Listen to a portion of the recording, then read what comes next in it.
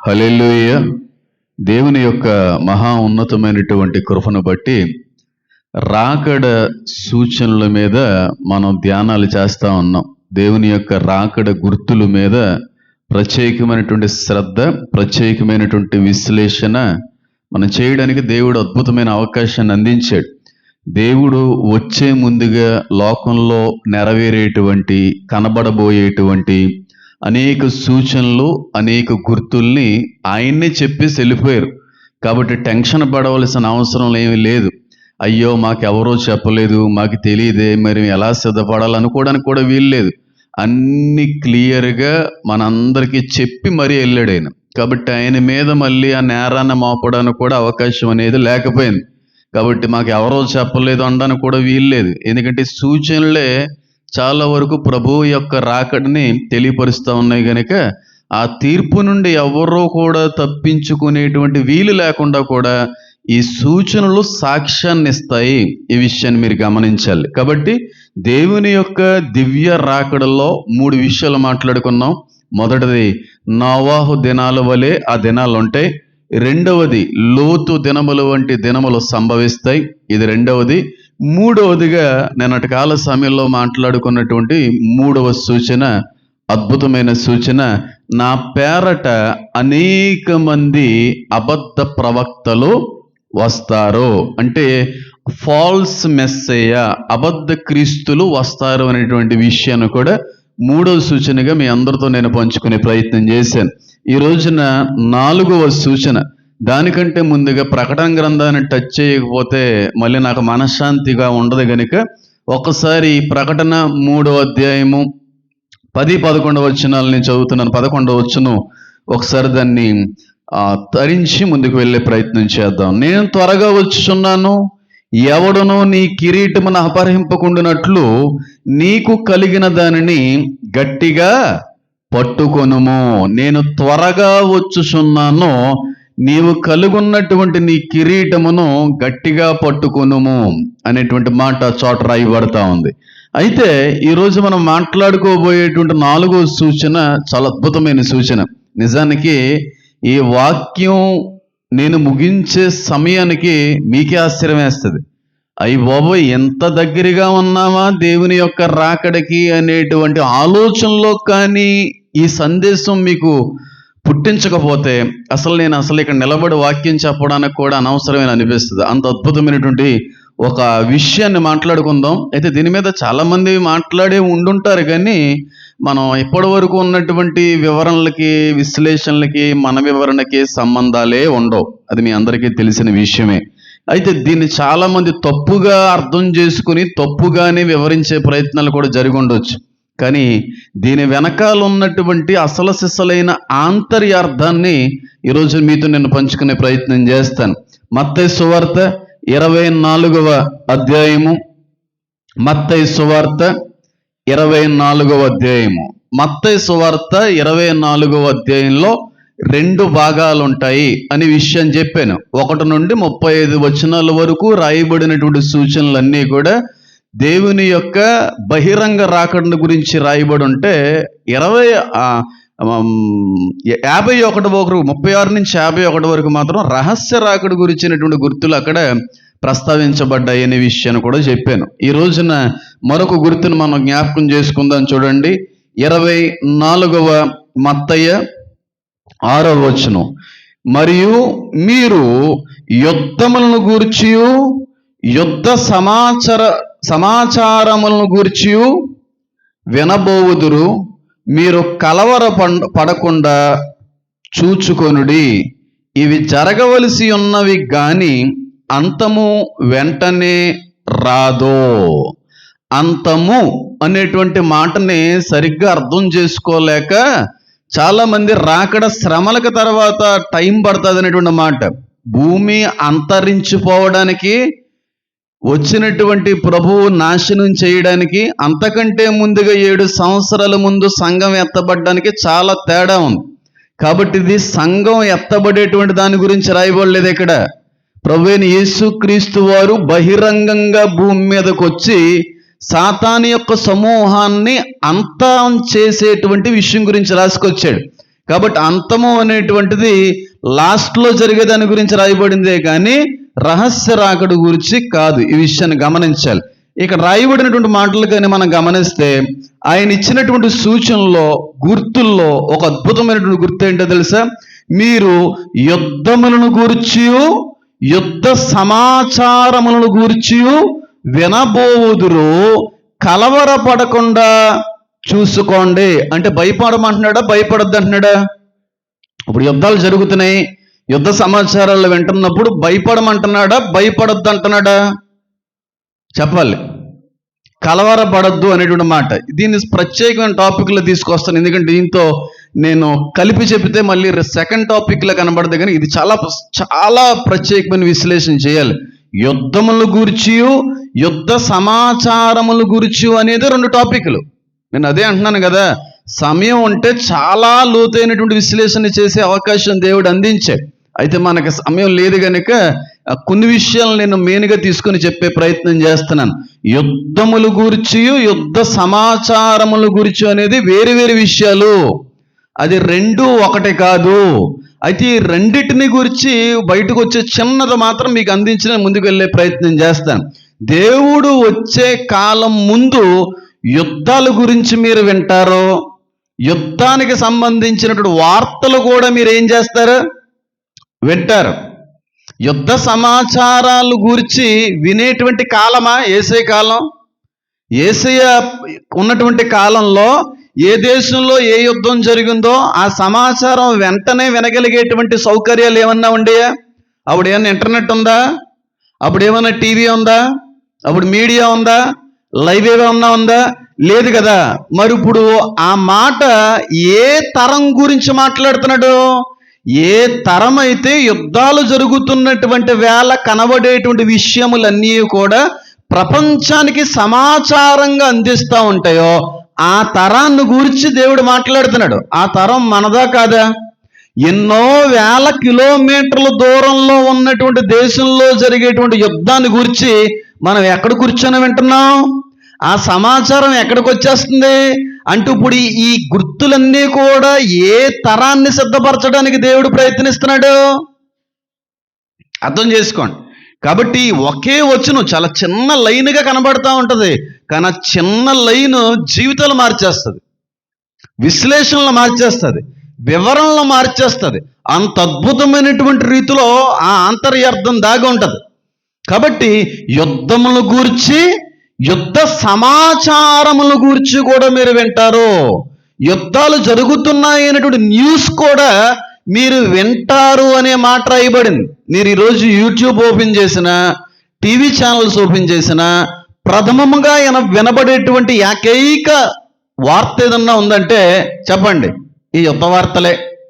Trump గారు మళ్ళీ ఆ సీజ్ఫైర్ని ఆపేశారు, లేకపోతే మళ్ళీ ఇరాన్ వాళ్ళు హార్ముజ్ అనేటువంటి జలసంధిలో వాళ్ళు నిర్బంధం చేశారు, మళ్ళీ ఇజ్రాయెల్ దేశం లెబనాన్ మీద అటాక్ చేసింది. ఈ న్యూస్లన్నీ కూడా మనం వింటున్నావా లేదా? చెప్పాలమ్మా, వింటున్నావా? అంటే వినేటువంటి పరిస్థితుల్లో మనం ఉన్నామంటే ఏ కాలంలో ఉన్నాం మనం? రాకడ కాలంలో ఉన్నాను. అందుకని నేను చెప్తున్నాను, నాదే ఆఖరి తరమై ఉంటుంది, నా యొక్క తరంలోనే దేవుని యొక్క రాకడ జరిగి తీరుతుంది అనే బలమైన నమ్మకంతో ప్రకటించేటువంటి ఒక ఏకైక సేవకుడిని అని అనుకుంటాను. నేనైతే అనుకుంటున్నాను ఖచ్చితంగా నా తరంలోనే దేవుని యొక్క రాకడ జరగాలని. కాబట్టి వాక్యం సెలవిస్తూ ఉంది, యుద్ధాల గురించి, యుద్ధాలకి సంబంధించిన సమాచారములు కూడా, న్యూస్ కూడా, వర్తమానములు కూడా మీరు వినబోవుదురు. వింటారనలేదు, వింటారు అంటే అక్కడ ఉన్నటువంటి వ్యక్తులతో మాట్లాడడం. వింటారు అనలేదు, వినబోతారు. ఫ్యూచర్ టెన్స్ కోసం ఆయన మాట్లాడుతున్నాడు అక్కడ. ప్రజెంట్ పాస్ట్ కాదు, వినబోతారు. అదే ఉంది అక్కడ. వినబోవుదురు అని అన్నాడా, వింటారు అన్నాడా? ఫ్యూచర్, ఎప్పుడో జరగబోయేటువంటి విషయం గురించి ఆయన అంత స్పష్టంగా రాశాడు. 2000 సంవత్సరాల క్రితమే ప్రస్తుత 2026 సంవత్సరంలో జరిగే విషయం గురించి స్పష్టంగా రాసిన ఏకైక గ్రంథం మన చేతిలో ఉన్న దివ్య గ్రంథం. ఎంత అద్భుతమైన గ్రంథం మనం పట్టుకున్నామని తెలుసా? రీసెంట్గా అంటే నాకు టైం అయితే కుదరలేదు, లేకపోతే 3 ఛానల్స్కి వెళ్ళి కొన్ని విషయాలు మాట్లాడి వచ్చేవాడిని. అయితే ఒక ఛానల్కి వెళ్ళి రావడానికి దేవుడు అవకాశం ఇచ్చాడు, అనుమతిని అందించాడు. అయితే అది రిలీజ్ చేయట్లేదు. వాళ్ళు ఎప్పుడంతే, నేను ఏది 2 గంటలు మాట్లాడితే గంట రిలీజ్ చేస్తుంటారు, గంటన్నర మాట్లాడితే అరగంట రిలీజ్ చేస్తారు, అది కూడా 2 నెలల తర్వాత. మరి ఎందుకు అందరూ మాట్లాడే విషయాలు వెంటనే రిలీజ్ చేస్తుంటారు, కానీ నా ఇంటర్వ్యూలు మాత్రం పూర్తిగా రిలీజ్ చేయడానికి వాళ్ళు మరి ఏమన్నా అనుమతి ఏమన్నా ఇవ్వరా, లేకపోతే ఎవరన్నా ఒప్పుకోరో నాకైతే తెలియదు. కానీ ఇంకా అయితే ఆ వీడియో ఇంటర్వ్యూ అయితే బయటికి రాలేదు. ఆ ఇంటర్వ్యూయర్ నాతో మాట్లాడుతున్నాడు. ఏమనంటే ఆయన షాక్ అయ్యాడు. ప్రస్తుతం జరుగుతున్నటువంటి యుద్ధాల గురించి మీరు ఏమనుకుంటున్నారంటే, నేనేమనుకుంటున్నాను అనే దానికంటే కూడా మీ బైబిల్ ఏమనుకుంటుందో అడిగితే నేను చెప్తానన్న. మీ బైబిల్ ఏమనుకోవడం ఏంటన్నా, ప్రస్తుతం జరుగుతున్న యుద్ధాలకి మీ బైబిల్కి సంబంధం ఏంటంటే, ఈ రోజున ఏ యుద్ధం అయితే జరుగుతుందో ఆ యుద్ధం గురించి 2000 సంవత్సరాల క్రితం రాసి ఉంచిన గ్రంథం ఈ గ్రంథం అంటే నోరు వదిలేశాడు ఆ వ్యక్తి. వదిలేశాడు. ఏంటి, బైబిల్లో రాయబడింది ఆ విషయం. అంటే ప్రస్తుతం జరుగుతున్నటువంటి కాన్ఫ్లిక్ట్ గురించి బైబిల్ ముందే రాసిందా? నిజం, రాసింది. అంటే ఆ వ్యక్తి ఆశ్చర్యానికి గురయ్యాడు. ఈ విషయాలు చాలామంది అన్య జనాంగం వరకు వెళ్ళట్లేదు. వాళ్ళు తెలుసుకోవడానికి, క్రీస్తుని తెలుసుకోవడానికి కూడా చాలా ఉపయోగపడతాయి. ఈ గుర్తులు, ఈ సూచనల ద్వారాగా కూడా ఒక వ్యక్తి క్రీస్తు వైపుగా మనం ఆకర్షించగలిగే అవకాశం ఉంటుంది. ఆ వ్యక్తి చాలా స్టన్ని, ఆశ్చర్యపడి చాలా విభ్రాంతి పొందాడు. ఆ వ్యక్తి బైబిల్లో రాయబడిందన్న అంటే యుద్ధాలు అన్నిటి గురించి, ఇప్పుడు జరిగే యుద్ధాల కోసం ముందే చెప్పిందన్న మీ బైబిల్ ఖచ్చితంగా చెప్పింది అన్న తర్వాత ఆ వ్యక్తి చాలా ఆనందించాడు. చాలా విషయాలు కూడా తర్వాత మాట్లాడుకున్నాం. అవి నేను మాట్లాడడానికి అయితే ఇష్టపడట్లేదు, కానీ చాలా మాట్లాడుకున్నాం. రాధా మనోహర్ దాస్ గారితో ఫోన్ చేయించడం, ఆ ముందు రోజు నైట్ 9:30 ఆ టైంకి నేను రాధా మనోహర్ దాస్ గారితో ఇంటర్వ్యూ చేస్తుంటే నాతో మాట్లాడి ఫోన్ నేలకేసి కొడేసాడు ఆయన. నాది కాదు, ఇంటర్వ్యూయర్ ఫోన్.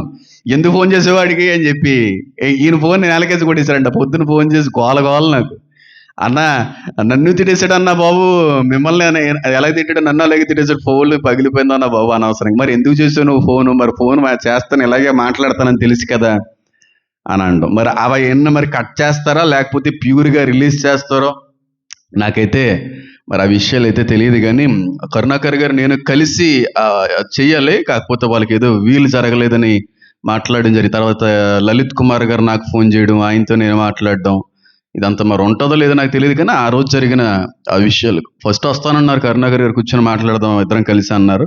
తర్వాత మళ్ళీ వాళ్ళకి ఏదో వీలు దొరకలేదు, సంథింగ్ ఏదో చెప్పారు. అయితే ఆ ఇంటర్వ్యూ షాక్ అవుతున్నాడు. వీటి గురించి బైబిల్లో ప్రస్తావించబడిందా అని చెప్పి ఆ వ్యక్తి షాక్ అవుతున్నాడు. ఇప్పుడు ఈ విషయాలు కూడా లోకానికి తెలియజేయవలసిన అవసరత మనకి ఉంది. ఈ రోజుల్లో సువార్తలో ప్రత్యేకమైన భాగం ఏదన్నా ఉందంటే ఈ రాకడ సూచనలే. సువార్త చెప్పేటువంటి విషయంలో వీటిని కానీ జతపరచగలిగితే ప్రస్తుతం జరుగుతున్నటువంటి విషయాలన్నీ కూడా లేఖనాల్లో రాయబడ్డాయి, ఇది అంత్య దినాల సూచన అనేటువంటి విషయాన్ని కూడా లోకానికి అర్థమయ్యే విధంగా చెప్పగలిగే దేవుని నమ్ముకునే అవకాశం ఉంటుంది. కాబట్టి వాక్యం సెలవిస్తూ ఉంది, యుద్ధములను గురించి, యుద్ధ సమాచారాలను గురించి మీరు వింటారో. ఇప్పుడు యుద్ధం జరుగుతుందా లేదా? ఇరాన్కి, ఇజ్రాయేల్కి, అమెరికాకి మధ్యన యుద్ధం జరుగుతుందా లేదా? ఎన్ని రోజులకి జరుగుతుంది? ఎన్ని రోజులైంది స్టార్ట్ అయ్యి? 30 రోజులు పైన అయిపోయింది. సుమారుగా 40 రోజులు దగ్గరగా వచ్చేసింది. అసలు అంత పొడుగు అవుతుంది, అంత లాంగ్ వెళ్తుందని ఎవరు కూడా ఎక్స్పెక్ట్ చేయలేదు. ఆగిపోతుందని అనుకున్నారు, కానీ ఆగదు. ఇంకది దేవుని రాకడ వరకు కాన్ఫ్లిక్ట్ ఆగదు. యుద్ధాలు అనేటువంటివి అదేదో ఆగినట్టుగా అనిపిస్తుంటుంది, కానీ మళ్ళీ రేజ్ అయిపోతూ ఉంటుంది. ప్రస్తుతం చూడండి, ఏదో ఆగింది, 10 రోజులు ఆపేమనుకున్నాడు. రాత్రి ఇరాన్ వాళ్ళు మళ్ళీ ఆ ద్వారాన్ని, స్టేట్ ఆఫ్ హార్మజ్ అనేటువంటి ద్వారాన్ని మూసేశారు. మన ఇండియాకు వచ్చేటువంటి 2 ఆయిల్ ట్యాంకర్లు పేల్చేశారు. 2 ఆయిల్ ట్యాంకర్లు పేలిపోయినాయి. భయంకరమైన క్రైసిస్ వస్తుంది. నేను మళ్ళీ చెప్తున్నాను, ఫ్యూయల్ క్రైసిస్ వస్తుంది, గ్యాస్ క్రైసిస్ వస్తుంది, ఫినాన్షియల్ క్రైసిస్ వస్తుంది. చాలా భయంకరమైనటువంటి ఆర్థిక నష్టాన్ని కూడా ప్రపంచం ఎదుర్కొనేటువంటి రోజులు రాబోతున్నాయి. ముందు రోజుల్లో ఆయిల్ దొరకదు, దొరికినా చాలా కాస్ట్ ఉంటుంది. పాకిస్తాన్లో రోజుకి 3 గంటలు కరెంటు కోత. అమెరికాలో నిన్నంతా కరెంట్ లేదు. ఇవి నేను ఎప్పుడు చెప్పానో తెలుసా? 2025లో చెప్పాను ఈ విషయాలన్నీ నేను. కరెంట్ ఉండదు, చీకటి సంద్రంలో ప్రపంచం మునిగిపోతుంది అనే విషయం చెప్పిన ఎంతమంది గుర్తుందో? అవన్నీ జరుగుతలేదా? ఇండియాకి వచ్చేటువంటి ఆ ఆయిల్ ట్యాంకర్స్ని బేల్ చేశారంట. రాత్రే జరిగింది అది. ఇప్పుడు చూడండి ఎంత భయంకరమైనటువంటి నష్టం అనేటువంటిది ఎదురయ్యే పరిస్థితులు కనబడుతున్నాయో. ప్రస్తుతం అయితే ఇరాన్, అమెరికా, ఇజ్రాయెల్ మధ్యన, ఈ 3 దేశాల మధ్యన యుద్ధ వాతావరణం అనేటువంటిది కనబడతా ఉంది. యుద్ధాలు, యుద్ధ సమాచారాలు అనేటువంటి ఆ విషయాన్ని మీరు చదువు వదిలేస్తే అది వేరే, కానీ 7వ వచనంతో దాన్ని లింక్ చేయాలి. మత్తయి 24:7లో దాని గురించి పెర్ఫెక్ట్గా అర్థం అవ్వడానికి దేవుడు అక్కడ కృపందించాడు. యుద్ధములు గూర్చియు యుద్ధ సమాచారములు గూర్చియు మీరు వినబోదురు, వింటారు తర్వాత ఎప్పుడో అని 7వ వచనంలో ఆయన రాసిన మాట చూడండి. ఇదిగో, ఇవి జరగవలసి ఉన్నవి కానీ అంతం వెంటనే రాదు. ఈ యుద్ధాలు, యుద్ధ సమాచారాలు ఎక్కడికి లీడ్ చేస్తుందంటే, జనం మీదకి జనమును, రాజ్యం మీదకి రాజ్యమును లేచును. జనం మీదకి జనం, రాజ్యం మీదకి రాజ్యం. ఇది చాలా మందికి సరైన విధంగా అర్థం కాకపోవడం వల్లే, చాలా ఇష్టానుసారంగా బోధించడం వల్ల ఇది ఫ్లాప్ అయిందంటాను ఈ సెంటెన్స్. ఖచ్చితంగా చెప్పగలను. మీరు కానీ జియో పాలిటిక్స్ గురించి ఏమైనా ఐడియా ఉంటే, మొదటి ప్రపంచ యుద్ధం అనేది 2 దేశాల మధ్యన వచ్చింది. ఎంతమందికి తెలుసో నాకు తెలియదు. 2 దేశాల మధ్యన వచ్చింది. హంగేరీ, ఇంకొక దేశం కలిపి సైబీరియా, హంగేరీ అనేటువంటి దేశం కలిపి ఇంకొక దేశం మీదకి వెళ్తుంది. అది ఫస్ట్ ప్రపంచ యుద్ధం. రెండో ప్రపంచ యుద్ధం ఫ్రాన్స్, యునైటెడ్ కింగ్డమ్ కలిసి జర్మనీ మీదకి వెళ్తుంది. ఈ 3వ ప్రపంచ యుద్ధం కూడా 2 దేశాలు కలిసి, 3 దేశాలు కలిసి ఒక దేశం మీదకి వెళ్తుంది. ఫస్ట్ ప్రపంచ యుద్ధం అలాగే జరిగింది, 2వ ప్రపంచ యుద్ధం అలాగే జరిగింది, 3వ ప్రపంచ యుద్ధానికి కూడా కారణం ఇలాగే జరుగుతుంది. నేను ఇంకా బాగా అర్థమయ్యేలా చెప్తాను. జనము మీదకి జనము, రాజ్యం మీదకి రాజ్యము లేచును అనే మాట రాయబడింది. ఇంగ్లీష్లో చూసాం అనుకోండి, nation against nation, Kingdom against Kingdom అనేటువంటి మాట రాయబడింది. నేషన్ రాజ్యము అనగా ఒక దేశం ఇంకో దేశం మీదకి వెళ్తుంది. ఇజ్రాయెల్ ఇరాన్ మీదకి వెళ్ళింది, రాజ్యము మరొక రాజ్యం మీదకి వెళ్తుంది. అది అర్థం ఎలా చేసుకోవాలో చెప్పమంటారా? ఇజ్రాయేలు అనే దేశం ఇరాన్ అనే దేశం మీదకి వెళ్ళింది. యుద్ధం ప్రారంభం ఇద్దరు వ్యక్తులకి మధ్యనే, ఈ దేశాలకు మధ్యనే. ఇరాన్కి సంబంధించినటువంటి సుప్రీం లీడర్ అయోత్తల్లా ఖమేనీ అనేటువంటి వ్యక్తిని చంపేశారు మన ఇజ్రాయిల్ వాళ్ళు. చంపేసిన తర్వాత ఈ 2 దేశాల మధ్యన ఏర్పడినటువంటి యుద్ధం 2 రాజ్యాల మధ్యన యుద్ధంగా మారుతుంది. అప్పుడు మీకు అర్థం కావాలి మనం ఎలాంటి స్థితిలో ఉన్నామో. మొదటి ప్రపంచ యుద్ధం, 2వ ప్రపంచ యుద్ధం కూడా 2 దేశాల మధ్యన ఏర్పడి అనేక దేశాల యొక్క 2 గ్రూపులుగా ఫామ్ అయ్యి యుద్ధమాడే. కాబట్టి 2 రాజ్యాలు, ఇరాన్, ఇజ్రాయెల్ అనేటువంటి 2 దేశాలు కొట్టుకున్నటువంటి గొడవ 2 రాజ్యాల గొడవగా మారుతుంది. అది దాని అర్థం. దేశం మీదకి దేశం వెళ్ళింది, రాజ్యం మీదకి రాజ్యం లెగుస్తుంది. వెళ్తుంది కాదు, లెగుస్తుంది. మీకు ఇంకా బాగా అర్థం అవ్వడం చెప్పే ప్రయత్నం చేస్తాను. ప్రపంచంలో కొన్ని గ్రూప్స్ ఉన్నాయి. కొన్ని గ్రూప్స్ అని, బ్రిక్స్ అని, యుఏ అని, బ్రిక్స్ అని, G20 అని, ఇలాగా కొన్ని గ్రూప్స్. ఈ G20లో ఒక 19 దేశాలు కలిసి ఫామ్ అయినటువంటి ఒక గ్రూప్. అది బ్రిక్స్ అనేటువంటిది ఒక గ్రూప్, అందులో కొన్ని దేశాలు ఉంటాయి. EU అనేటువంటి దేశం ఒక గ్రూప్, అందులో ఒక 21 దేశాలు కలిసి ఉంటాయి. ఆర్థికంగా ఏమన్నా ఇబ్బందులైనా ఆ గ్రూపులో ఉన్నటువంటి వాళ్ళందరూ ఆర్థికంగా ఇబ్బంది పడినటువంటి దేశానికి సహాయం చేయాలన్నమాట. అది కండిషన్. ఇప్పుడు 21 మంది ఉన్నటువంటి ఒక గ్రూప్ ఉంది. ఆ 21 మంది గ్రూపులో ఉన్నటువంటి దేశం మీదకి ఎవడో యుద్ధం చేశాడు అనుకోండి, గ్రూపులో లేనోడు, ఈ మిగిలిన 20 మంది కూడా వీడికి సపోర్ట్ చేస్తూ బయట వ్యక్తి మీదకి వెళ్ళాలి. అదే జరుగుతుంది. అది రాజ్యం అంటే. ఇప్పుడు అర్థమైందని నేను చెప్పింది. ఇప్పుడు ఇజ్రాయేలు ఇరాన్ యుద్ధం 2 రాజ్యాల యుద్ధంగా మారుతుంది. ఇంకా బాగా అర్థమయ్యేలా చెప్తాను. ఇజ్రాయెల్ ఇరాన్ కొట్టుకుంటుంటే అమెరికా ఇజ్రాయెల్కి సపోర్ట్ చేసింది, రష్యా ఇరాన్కి సపోర్ట్ చేస్తుంది, చైనా ఇరాన్కి సపోర్ట్ చేస్తుంది. అర్థమవుతుందని నేను చెప్పింది? అర్థమవుతుందని నేను చెప్పేది. ఇది ఎంత అద్భుతంగా దేవుడు ముందుగా తెలియజేశాడో చూడండి. 2 దేశాల మధ్యన ఉన్న గొడవ 2 గ్రూపుల మధ్యన గొడవగా మారిపోతా ఉంది. 2వ ప్రపంచ యుద్ధం అదే కదా జరిగింది. జర్మనీ మీదకి యూకే, ఫ్రాన్స్ వెళ్తే అమెరికా వాళ్ళు వచ్చారు, జపాన్ వాళ్ళు వచ్చారు అటే గ్రూప్ నుంచి. అమెరికా వాడు వెళ్ళి అక్కడ వేసాడు, అక్కడ వాడు వెళ్ళి ఇక్కడికి వేసాడు. వాళ్ళకి సంబంధం లేదు. సంబంధం లేకపోయినా సరే ఇబ్బంది పడాలి. అలా 2 గ్రూపులు గొడవగా మారుతుంది. అది రాజ్యం మీదకి రాజ్యం లేవడం అంటే. ఇప్పుడు దేశం మీదకి దేశం లేవడం అనేది మనం చూస్తున్నాం. కొన్ని రోజులకి 2 గ్రూపులు గొడవగా మారిపోతుంది. ఇజ్రాయెల్కి సపోర్ట్ చేసే దేశాలన్నీ ఒక పక్క వచ్చేస్తాయి, ఇరాన్కి సపోర్ట్ చేసే దేశాలన్నీ పక్క వచ్చేస్తాయి. అదొక రాజ్యం, ఇదొక రాజ్యం. ఈ 2 రాజ్యాలు కలిసి ఢీ కొట్టుకోపోతాయి ముందు రోజుల్లో. కొన్ని రోజుల్లో నెలల సంవత్సరాలను కూడా చెప్పట్లేదు నేను. మీరు చూస్తుండండి. ఈ రోజు తారీఖును మీరు గుర్తుపెట్టుకొని రాసి పెట్టుకోండి. ఈ మాట జరిగేటువంటి వేళ నా మాట గుర్తు రాకపోతే మీరు నన్ను అడగండి.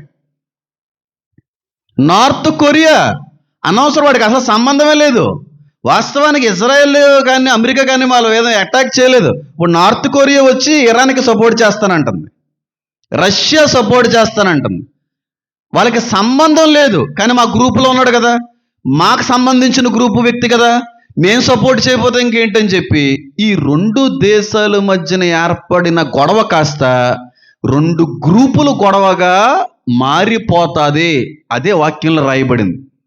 దేశం మీదకి దేశం వెళ్ళిన తర్వాత రాజ్యం మీదకి రాజ్యం లెగుస్తుంది. ఇజ్రాయెల్కి సపోర్ట్ చేసే వాళ్ళందరూ ఒక రాజ్యం, ఇరాన్కి సపోర్ట్ చేసేటువంటి వాళ్ళందరూ మరొక రాజ్యం. ఇది ముందు రోజుల్లో నెరవేరేది. నేను చెప్పేది మీకు అర్థమైందండి? అర్థమవుతుంది మీకు చెప్పేది?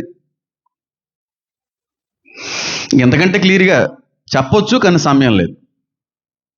అది దాని అర్థం. దేశం మీదకి దేశము, రాజ్యం మీదకి రాజ్యము లేచును అని, లేచును అన్నాడు. కానీ కొట్టేసుకుంటారో, గొడవ అయిపోద్ది, యుద్ధం అయిపోద్దని ఏం అనలేదు. లెగుస్తారు.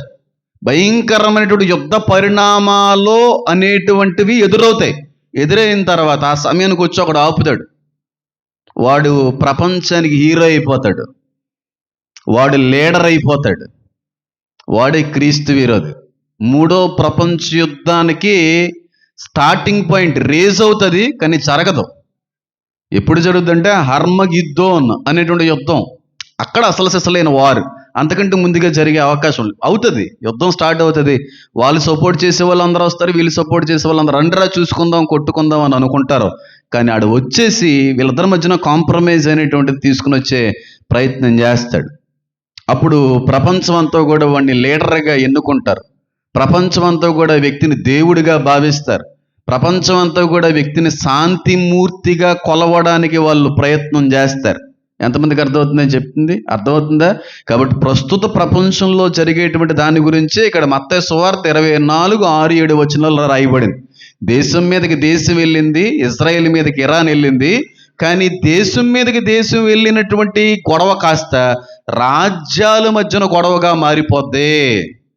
ఇజ్రాయెల్ సపోర్ట్ దేశాలంతా ఒక రాజ్యం, ఇరాన్ సపోర్ట్ చేసే దేశాలంతా ఒక రాజ్యంగా మారిపోతుంది అనేటువంటి మాట చోట రాయబడింది. ఇప్పుడు అదే జరుగుతుంది. ఈ కొంతమంది మన భారతదేశానికి సంబంధించినటువంటి నిపుణులు కూడా మాట్లాడుతున్నారు, లేదండి చాలా పెద్ద విషయంలోకి దారి తీసేస్తుందండి అని మాట్లాడుతున్నారు. ఆయిల్ క్రైసిస్ అనేది వచ్చేస్తుంది. ఆయిల్ దొరకదు. నేను ముందు రోజుల్లో ఆయిల్ దొరకదు. నేను మళ్ళీ చెప్తున్నాను కదా, గ్యాసెస్ దొరకవు. మన భారత ప్రభుత్వం 3 నెలల వరకు సరిపోయేటువంటి గ్యాసెస్ మన దగ్గర ఉన్నాయి, మీరేం కంగారు పడద్దు అన్నారు. ఇప్పటికి నెలన్నర అయిపోయింది. మరి తర్వాత కూడా ఇదే విధమైనటువంటి పరిస్థితులు కానీ ముందుకు వెళ్తే మరి ఏం జరుగుతుందో. చాలా భయంకరమైన రోజులకు వచ్చేసామమ్మా. ఇప్పుడు ఉన్నటువంటి ఆనందం తర్వాత రోజుల్లో మనం చూడలేం. ఇప్పుడు మనకి దొరికేటువంటి ఆహారం తర్వాత తిందామన్నా సరే దొరకని రోజులు రాబోతా ఉన్నాయి. ఇప్పుడైతే దేవుడు ఇంకా చక్కగా నీ కుటుంబంతో హ్యాపీగా గడపమంటున్నాడు. తర్వాత ఆ రోజుల్లో కుటుంబంతో గడపడానికి కూడా ఉండదు. నేను అదే అంటున్నాను, ఉన్న కొద్ది సమయంలోనే హ్యాపీగా బతకండి, నచ్చినట్టుగా బతకండి. అంటే విచ్చలవిడిగా అంటలేదు, నచ్చినట్టు అనేటువంటి పదానికి విచ్చలవిడిగా అనేటువంటి పదానికి చాలా తేడా ఉంది. నచ్చినట్టుగా, సంతోషంగా, కుటుంబానికి ఆనందదాయకంగా, చక్కగా కుటుంబ సమేతంగా ఎంజాయ్ చేయండి. తప్పేం లేదు. అంటే సినిమాలకు వెళ్ళండి, షికారులు చేయండి అని కాదు, సరదాగా ఫ్యామిలీ బయటికి వెళ్ళడం తప్పేం కాదు కదా. సరదాగా కొంచెంసేపు ఎక్కడికైనా వెళ్ళి రావడం తప్పేం కాదు, కొంచెంసేపు మాట్లాడుకోవడం తప్పేం కాదు, చక్కగా ఏదన్నా అందరూ కలిసి వండుకొని తినడం అనేది కూడా తప్పేం కాదు. తర్వాత మీరు ఎలాంటి పరిస్థితుల్లో ఉందాము, కలిసి చేద్దాము, హ్యాపీగా ఉందాము అనుకున్న రోజులు దొరకవు. ఇంకా ఈ రోజులే, తర్వాత ఇంక బయటికి వెళ్ళే రోజులు కూడా దొరకవు, రావు. అలాంటి పరిస్థితులు రాబోతున్నాయి. కొంతమంది ఉంటారు, ఇలా అనొచ్చు అనకూడదు నాకు తెలియదు కానీ, ఉదయం లేచింది మొదలు రాత్రి పడుకునేంత వరకు కూడా కష్టం కష్టం కష్టం, ప్రయాస ప్రయాస ప్రయాస, ఇంకేం ఉండదు వాళ్ళ జీవితంలో. కష్టపడ్డమే కష్టపడ్డమే కష్టపడ్డమే. ఇంక మనిషి పుట్టిందే కష్టపడడం కోసం అంటారా? అన్నీ వ్యర్థమే. కానీ నీ భార్యతో సుఖించడం అనేటి మాత్రం వ్యర్థం కాదని అన్నాడు సొలొమోను. అంటే భార్య అంటే ఫ్యామిలీతో గడపడం అనేటువంటిది ఈ విధంగా కూడా టైం వేస్టింగ్ ఏం కాదు అది. అసలు టైం వేస్ట్ అయ్యేటువంటి విషయం కాదు అది. అన్నీ వ్యర్థమే. భూమి కింద, ఆకాశం కింద, సూర్యుడి కింద జరిగేది అంతా వ్యర్థమే. ఫ్యామిలీతో గడిపే ఆ కొంత సమయం మాత్రం ఎక్కడ టైం వేస్ట్ అవ్వదు. ఈ రోజున ఎలా ఉందంటే, ఉదయం లేచి ఆఫీస్కి వెళ్ళడం, కష్టపడే వాళ్ళు కష్టపడడానికి వెళ్ళడం, సాయంత్రం రావడం, ఏదో కొంచెం తినేయడం, పడుకోవడం, కూర్చొని మాట్లాడుకోవడం, కొంతసేపు కుటుంబంతో గడపడం, చక్కగా ఎక్కడికైనా వెళ్ళి రావడం, మాట్లాడుకోవడం ఎప్పుడు పోయినాయి. వ్యర్థం కాని దాన్ని మనం జరిగించట్లేదు, వ్యర్థమైన దానికోసమే మనం ప్రాకులాడుతున్నాం. అంత కష్టపడింది ఆ డబ్బు కోసమే కదా. ఎందుకంటే డబ్బు ఏమైపోద్ది అన్నాడు ఆయన, చెదపటేస్తుంది అన్నాడు, అది వ్యర్థమైంది అన్నాడు. మాట్లాడుకోవడం లేదు, భార్య భర్తలు మాట్లాడుకోవడం లేదు, ఒక 10 నిమిషాలు కూర్చొని మాట్లాడుకోవడం లేదు, సరదాగా కొంత సమయం గడపడం అనేది లేదు. అలిసిపోయి వచ్చామండి, కష్టపడి వచ్చామండి, అయ్యి బాబోయ్ చాలా నీరసంగా ఉందండి, పడుకుని పోయామండి, మళ్ళీ ఉదయం లేచి మళ్ళీ అదే పనికండి.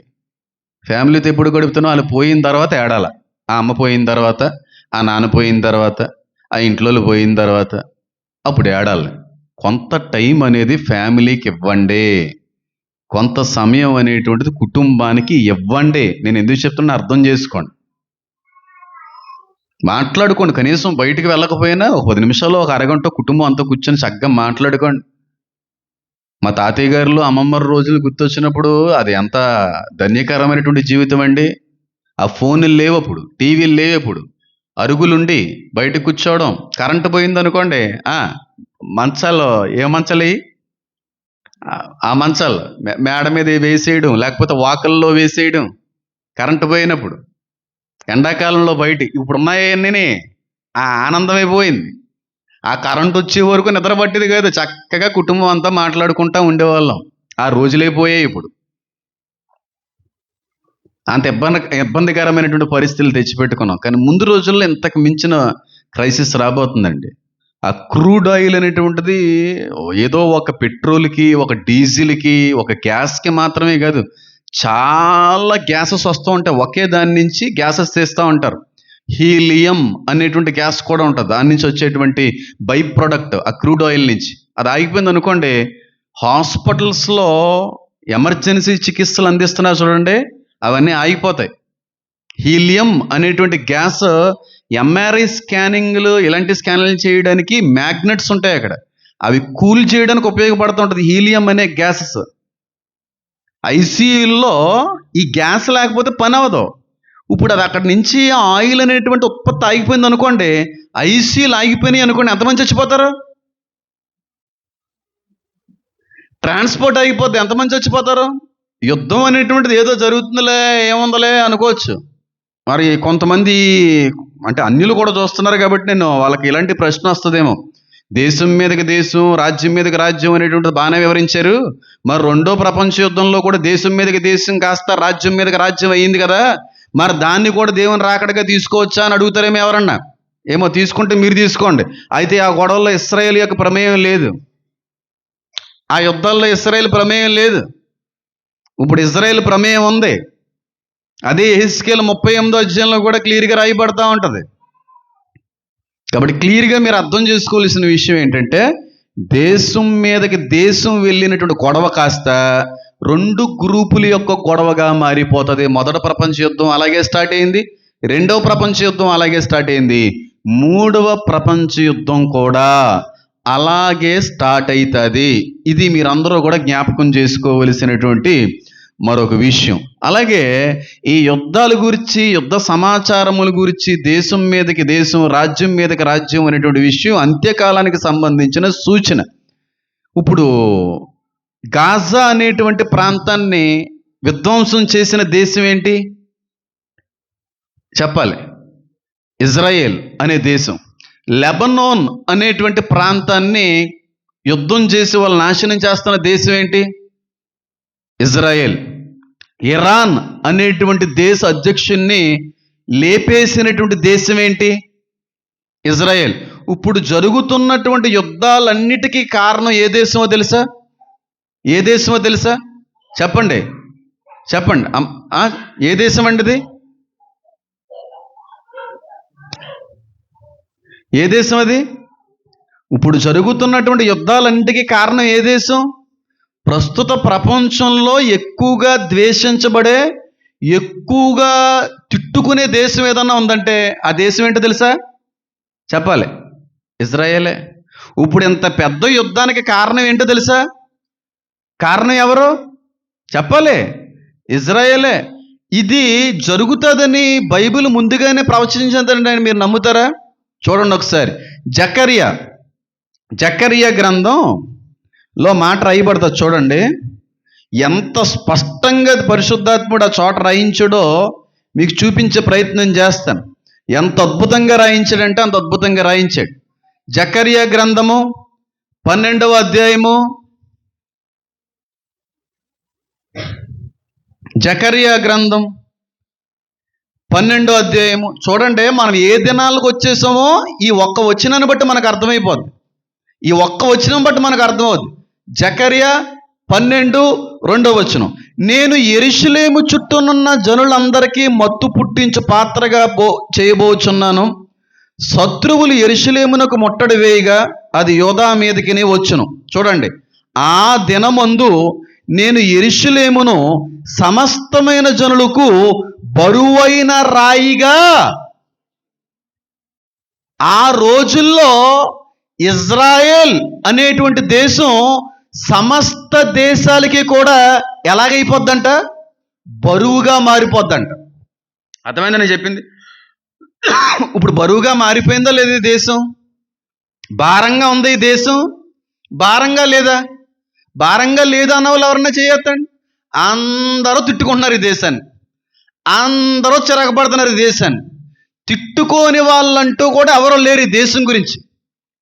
బరువైన రాయిగా మారిపోతుంది ఇజ్రాయెల్ దేశం దేవుని యొక్క రాకడ దినాల్లో. ఆఖరి సమయానికి మీరు అర్థం చేసుకోవాల్సిన పెద్ద సూచన ఏంటో తెలుసా? ఎప్పుడైతే ప్రపంచంలో ఉన్నటువంటి దేశాలన్నీ కూడా ఇజ్రాయెల్ని తిట్టుకుంటాయో, ఇజ్రాయెల్ని ద్వేషిస్తూ ఉంటాయో, ఇజ్రాయెల్ని శపిస్తూ ఉంటాయో, ఇజ్రాయెల్ని తిట్టుకోలేని దేశాలు ఎప్పుడైతే మనకు కనబడుతూ ఉంటాయో ఆ రోజుల్లో మనం ఉన్నామని అర్థం. మీరు ఇదే రోజున మీరు ఆలోచిస్తే ఇజ్రాయేల్ని తిట్టుకోని దేశం అంటే ఇది లేదు. ఈ యుద్ధాలకి, ఈ గొడవలకి అన్నిటికీ కారణం ఎవరో తెలుసా? వీళ్ళే అని ప్రపంచం అంతా కూడా వేలెత్తి చూపించేది ఏ దేశానో తెలుసా? ఇజ్రాయేల్ని. ఇజ్రాయేలు, యెరూషలేము చుట్టుపక్కల ఉన్న జనులందరికీ కూడా బరువైన రాయిగా, భారంగా మారిపోతుంది. భారం అనేటువంటిది సంతోషాన్ని కలిగిస్తుందా, బాధను కలిగిస్తుందా? బరువు అనేది ప్రయాస, నొప్పి, దుఃఖం. ఇప్పుడు ఫినాన్షియల్, గ్యాస్, పెట్రోల్ కొరతలో జస్ట్ స్టార్ట్ అవుతున్నాయి అంటున్నారు అంతే. కొంచెం ఎక్కువైనాయి అనుకోండి, అప్పుడు ప్రపంచంలో అన్ని దేశాలు కూడా నలుగుతాయి. దీని అంతటికే కారణం ఎవర్రా అని వెతికితే చివరి చేసి తేలే దేశం ఏంటో తెలుసా? అదే ఇక్కడ రాయబడింది. చూడండి ఎంత అద్భుతంగా రాసించాడు దేవుడు ఆ చోట. యెరూషలేము సమస్త జనములందరికీ కూడా ఆ దినమందు బరువైన రాయిగా మారిపోతుంది. ఏట్రా ఎంత ఉంటుంది మీ దేశం, మీ పొగరేటి, మీ గర్వం ఏంటి, అసలు మీ యాక్షన్లు ఏంటి? చూద్దాం పదండి, వాళ్ళు ఏంటో, వాళ్ళ దేశం ఏంటో తేల్చి పడేద్దాం, ప్రపంచ పటంలో లేకుండా తుడిచి పాడేద్దాం అని చెప్పి ఈ యుద్ధాలకే కారణమైనటువంటి ఈ దేశం మీదకి అన్ని దేశాలు కలిసి వస్తాయి. అన్ని దేశాలు కలిసి వస్తే ఇశ్రాయేల్ ఏమైపోద్ది చెప్పాలి? పాతాళానికి చెక్కు చెదరనీయడు అంటాడు కింద వచనాల్లో. చెక్కు చెదరనీయని దేశాన్ని, వారి యొక్క గుర్రాలకు గుడ్డితనం కలిగి చేస్తానంటాడు. ఆ దేశ ప్రజలకు మత్తును కలిగి చేస్తానంటాడు. అందుకే వాక్యం సెలవిస్తా ఉంది, ఇజ్రాయేలుని కాపాడువాడు పొయ్యిచ్చేస్తుంది. ఈ ఒక్క దేశమే, ఈ ఒక్క దేశం ప్రపంచానికి పొయ్యిస్తుంది. అంత మోస్ట్ పవర్ఫుల్ దేశం ఏదన్నా ఉందంటే ఇజ్రాయెల్. ఎందుకంటే ఇజ్రాయెల్లో కాదు గొప్పతనం, ఇజ్రాయెల్ వెనకాల నిలబడిన దేవుడి శక్తిమంతుడు, చాలా గొప్పోడైన, చాలా బలవంతుడైన, కఠినుడైన, ఆయన్ని పోరాడి గెలవగలిగే ప్రపంచం నాకు తెలిసి యుగ యుగాల్లో ఏదీ లేదు. ఎన్నో యుగాల యొక్క నీతి ఇజ్రాయెల్లో పుట్టడం అంటాను నేను. ఇజ్రాయెల్ జనాంగం అంటే ఎన్నో యుగాల యొక్క నీతి. ఎందుకు అలాగా ప్రత్యేకమైన జనాంగం అంటే నేను చెప్పలేను, కానీ చాలా స్పెషల్ ఫెలోస్ వాళ్ళు, చాలా ప్రత్యేకమైన జనాంగం అది. అయితే ఇప్పుడు ఇజ్రాయెల్కి సపోర్ట్ చేస్తున్నటువంటి దేశం ఏంటి? మెయిన్ దేశం చెప్పండి. అమెరికా, ఇండియా, కొన్ని క్రిస్టియన్, ఫ్రాన్స్, ఇవన్నీ సపోర్ట్ చేస్తున్నాయి. ఆస్ట్రేలియా, ఇలాంటి. మీకు విషయం తెలుసా? వీళ్ళందరూ కూలిపోతారు. అది కూడా బైబిల్లో రాయబడింది. చూడండి 2వ వచనం తర్వాత, ఆ దినమందు నేను యెరూషలేమును సమస్తమైన జనులకు బరువైన రాయిగా చేదును, దానిని ఎత్తి మోయువారందరూ మిక్కిలి గాయపడుదురు, భూజనులందరూ దానికి విరోధులై కూడుదురు. ఇప్పుడు ఇజ్రాయెల్ దేశాన్ని ఎవరైతే సపోర్ట్ చేస్తున్నారో, ఎవరైతే ఎత్తు పట్టుకుంటున్నారో, ఎవరైతే దానికి హెల్ప్ చేస్తున్నారో అన్ని విధాలుగా, వాళ్ళందరూ కూడా మిక్కిలిగా గాయపడతారు. అంటే ఇజ్రాయెల్కి సపోర్ట్ చేసే మెయిన్ దేశమైనటువంటి అమెరికా కొట్టివేయబడుతుంది. చాలా పెద్ద అటాక్ అమెరికా మీద జరుగుతుంది. మీరు చూస్తుండండి, ఇది వాక్యంలో రాయబడిన మాట. అమెరికా ట్రంప్ సమక్షంలో మాత్రమే ఇజ్రాయెల్ సపోర్ట్ చేస్తుంది. మరి వేరే పార్టీ వచ్చిందంటే ఇజ్రాయెల్ సపోర్ట్ చేయరు వాళ్ళు. ట్రంప్ ఉన్నంత కాలమే ఇజ్రాయెల్కి సపోర్ట్ చేయడం. అందుకే అంటున్నాను, ట్రంప్ ఉన్నప్పుడు ఏదన్నా జరగాలి.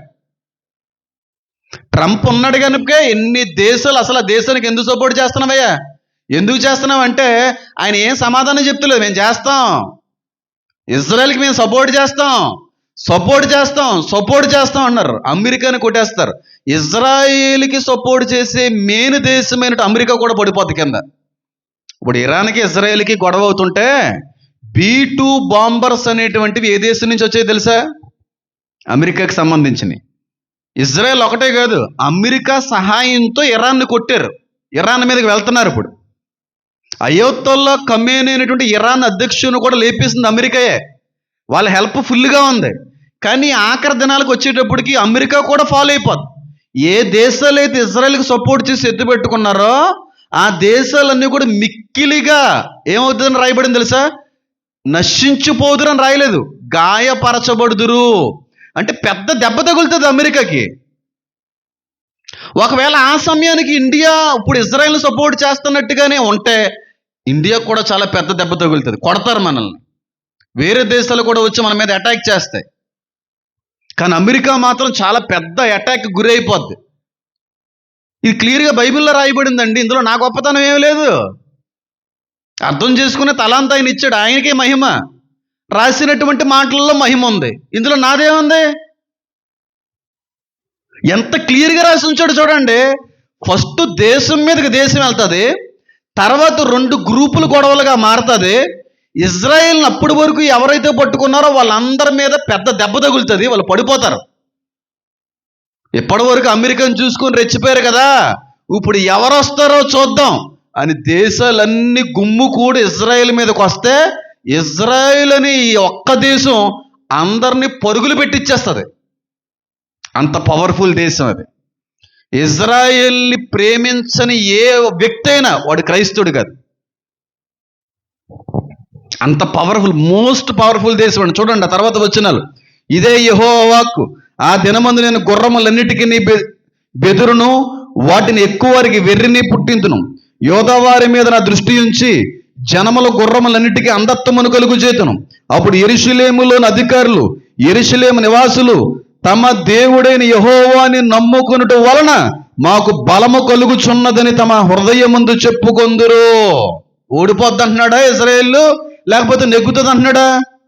ఎంతమంది గుమ్ముకూడుగా ఈ దేశం మీదకి వచ్చినా వీళ్ళు మాత్రం జయిస్తూనే వెళ్తున్నప్పుడు వాళ్ళు అంటారు, మా దేవుని యొక్క కృప, కేవలం మా దేవుడి వల్ల ఇదంతా జరుగుతుంది అనే నమ్మకం. ఇక్కడ యెహోవా అనే మాట క్రీస్తుకు సాదృశ్యంగా ఉంది. సెపరేట్ టాపిక్ అది, తర్వాత ఎప్పుడన్నా మాట్లాడుకోవచ్చు. చూడండి ఎంత క్లియర్గా బైబిల్లో ప్రాఫెస్ చేసిందో, ఎంత అద్భుతంగా రాసి ఉంచిందో చూడండి. నేను అందుకే చెప్తున్నా, అమెరికా ఫాలో అవుతుంది. అమెరికా ఒక ముస్లిం దేశంగా మారిపోద్ది. అమెరికా వైట్ హౌస్ ఒక మసీద్ అయిపోద్ది. ఇది బైబిల్లో రాయలేదు, కానీ దేవుని యొక్క ప్రత్యక్షతను నేను చూశాను కాబట్టి చెప్తున్నాను. మిత్రదేశమైనటువంటి ఈ భారతదేశం కూడా ఆనాటి కాలానికి ఇదే సపోర్ట్. అంటే మోడీ గారు ఉంటేనే సపోర్ట్ చేస్తారు. నరేంద్ర మోడీ ఉంటేనే ఇజ్రాయెల్కి ఎంత సపోర్ట్ ఉంటుంది. వేరే పార్టీ వస్తే ఆ దేశాలకు అంత సపోర్ట్ ఉండదు. ఎందుకంటే వేరే పార్టీ ఇస్లాంకి మద్దతు ఇచ్చేటువంటి పార్టీ అది.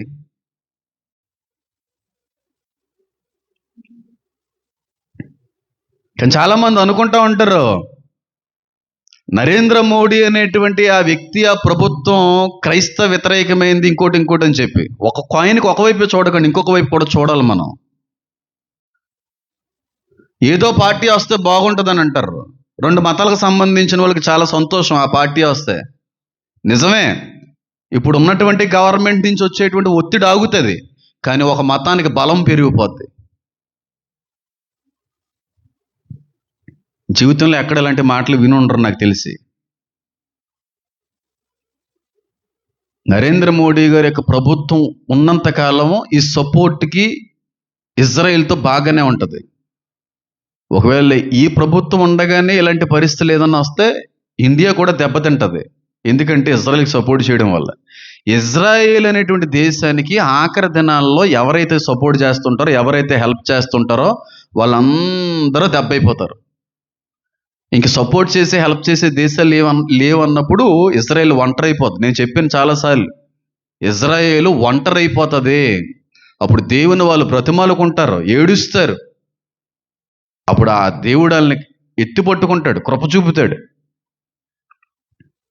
ఇజ్రాయెల్ ప్రస్తుతం చుట్టుపక్కల ఉన్న దేశాలకి బరువైన రాయిగా మారిపోయింది. చూడండి, ఇలా చూస్తాం, కొన్ని రోజులు మీరు చూస్తుండండి, ఈ గొడవ ఇంకొన్ని రోజులకని ముందుకు కొనసాగితే, ఒకవేళ మనం అందరం అనుకుంటున్నట్టుగానే ఈ ఫినాన్షియల్, ఆర్థిక సంబంధమైన సంక్షోభం కానీ ఎదురైతే, లేకపోతే ఆయిల్కి సంబంధించినటువంటి సంక్షోభం కానీ ఎదురైతే, ఆహార సంబంధమైనటువంటి సంక్షోభం కానీ ఎదురైతే, ఈ రెండు దేశాల యుద్ధాన్ని బట్టి అప్పుడు అన్ని దేశాలు లెగుస్తాయి. ఇప్పుడు ఏ దేశం పట్టించుకోవడం, ఏదో కొట్టుకుంటున్నారు కదా కొట్టుకోండి అని వదిలేశారు.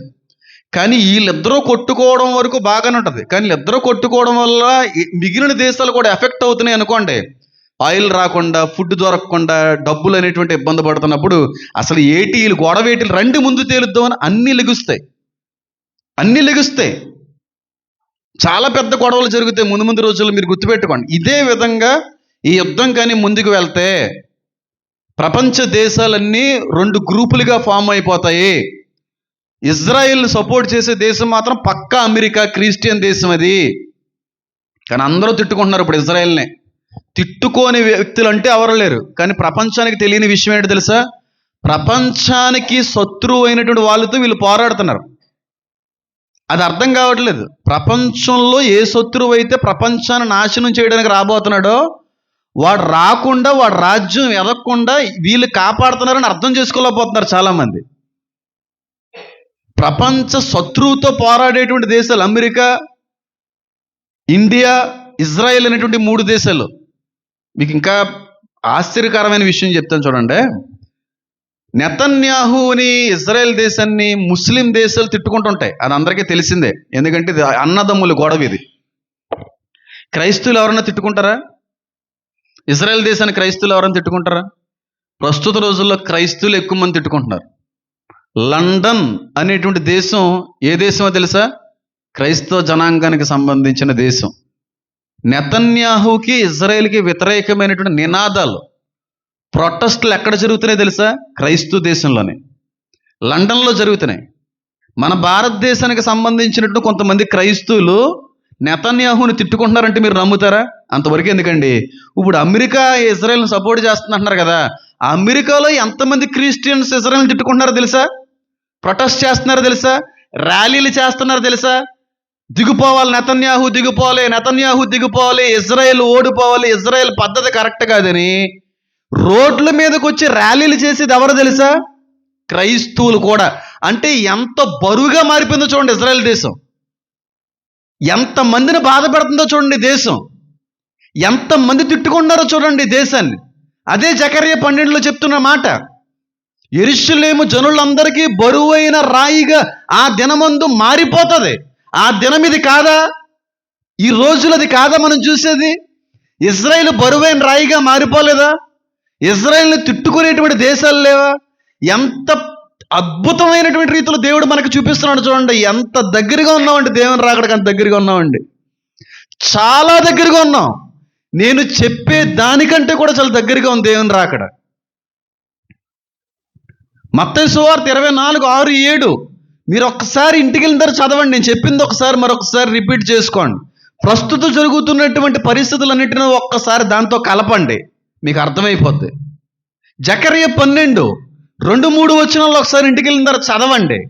ప్రస్తుత ప్రపంచంలో ఇజ్రాయేలు బరువైన దేశంగా కనబడుతుందో లేదో ఆలోచించండి, అప్పుడు మీకు అర్థమైపోద్ది. ఆ దినమందు ఎంత క్లియర్గా రాసించాడండి దేవుడు బైబిల్లో. ఇంత రాసించినప్పుడు కూడా కొంతమంది క్రైస్తవుల్లో ఉన్నటువంటి కొంతమంది సేవకులుగా పిలువబడే సోకాల్డ్ పాస్టర్సే ఇంకా టైం పడుతుందండి, ఇంకా చాలా రోజులు ఉందండి, రాకడు ఇప్పుడప్పుడే జరగదండి. ఎప్పుడు ఇజ్రాయేల్ దేశాన్ని ఎంతగా ప్రపంచం ఎప్పుడు తిట్టుకోలేదు, ఎప్పుడు ద్వేషించలేదు. ఇప్పుడు జరుగుతుంది అంత ద్వేషం, అంతమంది ద్వేషించుకుంటున్నారు. ఆలోచన చేయండి, అలాంటి పరిస్థితులు ఉన్నాం. ఇప్పుడు చెప్పండి, దేవుని రాకడ దినానికి మనం వచ్చేసామా, ఇంకా రావాలా? జకర్యా సరిపోదండి అయ్యగారు, అవక్కొచ్చిన సరిపోదు. యెరూషలేము బరువైన రాయ మారిపోయింది, అందరికీ భారంగానే ఉంది. అందరూ తిట్టుకుంటున్నారు కానీ దాని మీద వ్యతిరేకంగా పోరాటలేదు. కానీ కొన్ని రోజుల్లో ఆర్థిక ఫ్యూయల్ క్రైసిస్ వచ్చినప్పుడు అన్నీ లెగిసిపోతాయి. అన్నీ లెగిసి ఏంటి అసలు వీళ్ళు గొడవ ఏంటి లేకుండా చేసేయండి, పదండి ఒకసారి వెళ్దాం, ఏంటి ఇంత ఓవరాక్షన్ చేస్తున్నారు, ఇంత ఉంటుంది దేశం కానీ అంత ఓవరాక్షన్ ఏంటి? చూడడానికి పెద్ద దేశం కూడా చాలా చిన్నదే, కొంతమంది అలాగే ఉంటారు, ఎంత ఉంటారు కానీ ఎంత గోల పెడుతుంటారు. చిచ్చరబిడిగిల్లా గోల గోల గోల, శాంతి ఉండదు, సమాధానం ఉండదు. కందిరేగల్లాగా లెగిసారంటే ఒక 3-4 రోజులు ఇంట్లో వాళ్ళకి ఏం పట్టదో, నిద్ర పట్టం. అవునంటారా కదంటారా? అలాగైపోయింది ఇజ్రాయెల్ దేశం. అవుతుందంట కూడా ఇంకా ముందు రోజుల్లో. చిన్న దేశమే, లేపేద్దాం, పొడిసేద్దాం, లేకుండా చేసేద్దాం అని అనుకుంటారు వీళ్ళందరూ కలిసి. అప్పుడు వస్తాడండి ఎవరో హీరోలా కనబడే అసలు సిసలైన విలన్. హలో హలో హలో, తప్పండి. మనుషులందరం ఒకరినొకరు ప్రేమించుకోవాలి. మా మత గ్రంథం అదే చెప్తుంది, శాంతి మతం అది. మీరందరూ కూడా శాంతి కలిగి ఉండాలి, అందరూ బాగుండాలి, అందులో మనం ఉండాలి. ఈ డైలాగ్ చెప్పుకోవడానికి బాగానే ఉంటుంది, ఆటోలు వెనకాల రాసుకోవడానికి బాగానే ఉంటుంది, ఆచరించడంలో మాత్రం ఎవడో ఒక్కడు కూడా ముందుకు రాడు. అవి కేవలం సెంటెన్స్ల వరకే. అందరూ బాగుండాలి, అందులో నేను ఉండాలి, అదంతా పెద్ద అబద్ధం. అందరూ బాగుండాలి కానీ అందరికంటే నేను ఇంకా బాగుండాలి, ఇది నిజం. అవునా కదా? నేను స్పిరిచువల్ ప్రేచర్ ఒకటే కాదు, మోటివేషనల్ స్పీకర్ కూడా. మోటివేషనల్ స్పీచెస్ ఇప్పుడు కాదు, అది ఎప్పుడన్నా ఎక్కడికైనా అన్ని జనాంగం దగ్గరికి వెళ్ళినప్పుడు అది ఉపయోగపడుతుంది. ఇప్పుడు మాత్రం స్పిరిచువల్ స్పీకర్ కానీ ప్రేచర్ కానీ ఉండాలి. కొంతమంది పాస్టర్లు మోటివేషనల్ స్పీకర్సే పాస్టర్లు అని పేరు పెట్టుకున్నారు అంతే. వస్తాడు వచ్చిన తర్వాత ఇంకా అయిపోతుంది అనేటువంటి సమయానికి ఆపడం అనేది చేస్తాడు. రే మన ఇద్దరం ఒకే తండ్రి పుట్టిన వాళ్ళు అబ్బా, అలా చేయకూడదని చెప్పి కాంప్రమైజ్ చేస్తాడు. అప్పుడు యూదులందరూ కూడా నమ్మేస్తారు. బాబోయ్, అందరూ మమ్మల్ని వదిలిపెట్టేశారు, ఎటువైపు నుంచి మాకు ఏ విధమైన సహాయం లేదని మేము అనుకున్నటువంటి వేళ దేవుళ్ళో వచ్చి కాపాడేవయ్యా బాబు, సూపర్ అయ్యా బాబు అని చెప్పి అన్నప్పుడు అందరూ మోసపోతారు వాడి యొక్క మాటకి. పైగా వాడిని ఒక పులితోనో ఒక సింహంతోనో ఇంకొక దాంతోనో పోలిస్తే వేరే విషయం. క్రూర మృగము అనేటువంటి పదాన్ని ఉపయోగించాడు యాంటీ క్రైస్ట్ అంటాడు. ఎంత భయంకరుడో ఒకసారి ఆలోచించేయండి. ఎంత వినాశనానికి కారకుడవుతాడో ఒకసారి మీరు ఆలోచించేయండి. సంఘం ఎత్తబడుతుంది. సంఘం ఎత్తబడిన వెంటనే ఇద్దరు సాక్షులు సాక్షి చెప్పడం, ఆడి మాటని కొట్టేయడం, వాడిని నమ్మకండి అనేటువంటి భావజాలం మళ్ళీ ప్రపంచంలో మొదలవుతుంది. వాడిని అందరూ దేవుడు చేసేస్తూ ఉంటారు, అందరూ వాడిని గొప్పోడు చేస్తుంటారు. కానీ వాడికి వ్యతిరేకమైనటువంటి ఇద్దరు వస్తారు. అది సంఘాలు అయి ఉండొచ్చు, లేకపోతే అందరూ అనుకుంటున్నట్టుగా ఏలియా అయి ఉండొచ్చు, హానోకు అయి ఉండొచ్చు. నా వివరణ ఏంటంటే యూదుల్లో నుంచి పుట్టినటువంటి ఒక ప్రత్యేకమైన బృందం, క్రైస్తవులుగా అన్నిల్లో నుంచి పుట్టిన క్రైస్తవ బృందం, ఈ రెండు కలిసి వాళ్ళ యొక్క నాయకులే ఉండొచ్చు అని నేను అనుకుంటా ఉంటాను. అప్పుడు నిన్న కూడా చెప్పాను, అది నెతన్యాహు ట్రంప్ అయితే కూడా ఆశ్చర్యపడకలేదు. ఎందుకంటే ఇద్దరు బాగా తిట్టుకుంటున్నారు. ఇద్దరిని ఎవరైతే లేపేస్తాడో వాడిని హీరో చేసేస్తుంది ప్రపంచం అనేటువంటి విషయాన్ని కూడా. సువార్త లేదు, సాక్ష్యం అన్నాడు. కాబట్టి అది ఏదో మనకు అనిపించింది కాబట్టి చెప్పడం కాదు. కానీ ఆ ఇద్దరు సాక్షుల గురించి చాలామంది చాలా రకాలైన వివరణలు ఇచ్చే ఉంటారు. కానీ అసలు సిసలైనటువంటి స్వచ్ఛమైన నిజం మాత్రం నాకు తెలిసినంత వరకు ఈ రోజు వరకు ఇంకా బయటికి రాలేదని అనుకుంటున్నాను. ఎప్పుడైనా దేవుడు దాని గురించి ఇంకా సంపూర్ణమైనటువంటి రీతిలో బయలుపరిస్తే దాని మీద ఎప్పుడైనా మాట్లాడు, అది కరెక్ట్ కాదు. ఒక్కొక్కరు ఒక రకమైన ఆ విధంగా చాలా ఉంది. చాలా మెయిన్ పాయింట్ అది అర్థం చేసుకోవడం కూడా చాలా కష్టం. అది చాలా దినాలు దేవుడితో గడిపితేనే కానీ దేవుడు అవసరమైతేనే ఇస్తాడు, లేకపోతే అవసరం లేకపోతే దాని గురించి కూడా చెప్పడని అనుకుంటున్నాను. కాబట్టి వాడు వస్తాడు, వచ్చిన తర్వాత కాంప్రమైజ్ చేస్తాడు. ప్రకటన గ్రంథం 11వ అధ్యాయం ప్రకారంగా కానీ మనం ఆలోచన చేస్తే అన్యులకి అది కొలిచి ఇవ్వబడెను అని ఉంది. ఏ దేశం తెలుసా? ఏ దేశం అది? ఇజ్రాయెల్ దేశం మందిర ప్రాంగణంలో ఒక భాగం అది అన్యులకి ఇయ్యబడెను. 42 వారములు వారి కాళ్ళతో దాన్ని త్రొక్కుదురు. అంటే ప్రస్తుతం ఇజ్రాయెల్ దేశంలో యూదులకి ప్రాముఖ్యత ఉంది. కానీ ఆ గొడవల్లో ఆ భూకంపాలు ఇవన్నీ జరిగినప్పుడు బయటి వాళ్ళను కూడా మీ దగ్గర ఉంచుకోవాలని చెప్తాడు. ఒప్పుకోవాలి, చచ్చినట్టు తప్పదు. అది నేను ఎప్పుడూ చెప్పాను, 2024-25 విషయాల్లో చెప్పి వచ్చాను. ఇవన్నీ కూడా బాగుంటాడు, అంతా బాగుంటాడు, పావురంలాగా ఉన్నాడు, ఇలాంటి వాడు దేశానికి ప్రపంచానికి నాయకుడైతే చాలా బాగుంటుందని అందరూ అనుకుంటా ఉంటారు. అందరూ అనుకుంటున్నటువంటి సమయంలో ఒక్కసారి పేల్చేస్తాడు మిజైల్ని. చచ్చిపోయేంత వరకు కూడా మంచిగానే బిహేవ్ చేస్తాడు, కానీ చంపేస్తారు. ఆ క్రీస్తు ఈరోజు చంపబడతాడు. చచ్చిపోయిన తర్వాత వాడిలోకి కొత్త ఆత్మ ప్రవేశిస్తుంది. వాడిలో అప్పటి వరకు ఉన్న ఆత్మ వెళ్ళిపోద్ది. చచ్చిపోయిన తర్వాత సాతాను యొక్క ఆత్మ, సముద్ర జలముల నుంచి వచ్చే ఆత్మ వాళ్ళు ప్రవేశించిన తర్వాత వాడు బ్రతుకుతాడు. అప్పటి వరకు కూడా వాడిని లీడర్గా, హీరోగానే ప్రపంచం కొలుస్తుంది. కానీ చచ్చి బ్రతికిన తర్వాత వాడిని దేవుడు చేస్తుంది ప్రపంచం. అర్థమవుతుంది నేను చెప్పింది? చచ్చిపోయేంత వరకు వాడి లీడరే, వాడి హీరోయే. కానీ చచ్చి బ్రతికిన తర్వాత క్రీస్తు ఏమయ్యాడు? దేవుడయ్యాడు. ఆయన బ్రతకకపోయి ఉండుంటే, లేవబడకపోయి ఉండుంటే పరిస్థితి ఎలా ఉందను? సేమ్ అది జరుగుతుంది. ఆ యాంటీ క్రైస్ట్ ఎప్పుడైతే మరణించి మళ్ళీ తిరిగి బ్రతుకుతాడో అప్పటి నుంచి నేనే దేవుణ్ణి అనడం మొదలెడతాడు.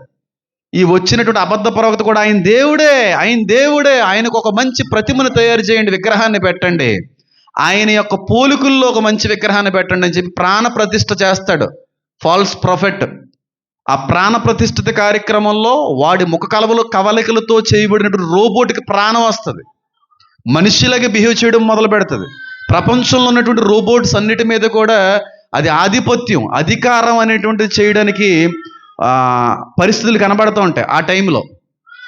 కాబట్టి ఇదంతా కూడా లేఖనాల్లో చాలా స్పష్టంగా చాలా క్లియర్గా రాయబడినటువంటి మాటలు. అన్నీ కూడా నెరవేరాలి అనే ఆలోచనలోకి మీరు రాకండి. ఆల్రెడీ నెరవేరుతున్నాయి. ఆ కాలానికి మనం వచ్చేసాం.